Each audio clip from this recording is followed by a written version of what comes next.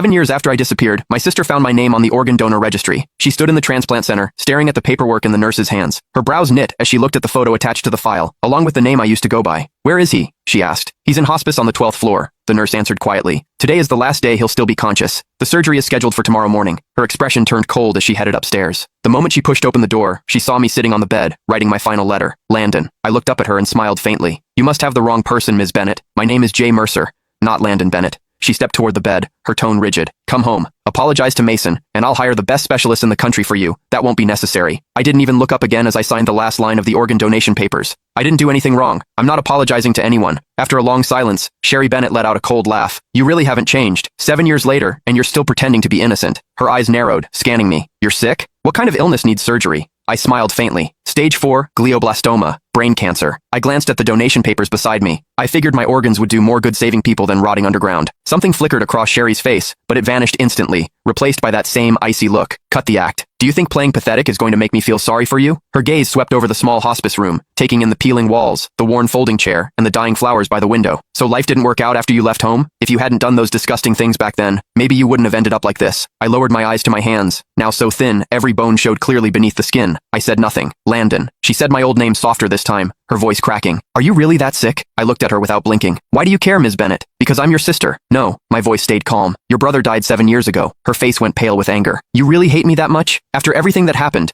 Are you seriously pretending you weren't the one who enough?" I cut her off. "You didn't come here to dig up the past. Say what you actually came to say." She opened her mouth, then hesitated, completely speechless. I gave a soft laugh. "Let me guess. Mason needs a new liver, doesn't he?" Sherry didn't answer. She didn't have to. The way her eyes avoided mine told me everything. I leaned back against the hospital bed, laughing under my breath. "So, that's it. After 7 years, he finally remembered he had an older brother. Today, you came here to ask for my liver?" "Not ask," she corrected sharply. "It's your duty. You agreed to donate before, and Mason needs you again now. He's your brother." I stared at her, amused by how ridiculous she sounded. "Sherry, when you kicked me out 7 years ago, why didn't you remember I was his brother then?" "That was your own fault," she snapped. "If you hadn't done those horrible things to Mason, if you hadn't framed him, I never would have kicked you out." Her voice shook with fury. "You're still lying. Still acting innocent. You think disappearing for 7 years erased what you did?" I slowly closed my eyes as numbness spread through my chest. Even now, she never doubted him. To her, I was always the villain. "Please leave. I need to rest." She grabbed my shoulder hard enough to hurt. "Listen carefully. Mason needs your liver." I opened my eyes, looking at her calmly. "Then he can wait for someone else. My organs are already promised to strangers." Her whole body shook with anger. "How can you be so heartless? Mason saved my life back then. Without him, the Bennett family wouldn't even exist today, and you're nothing but an ungrateful parasite."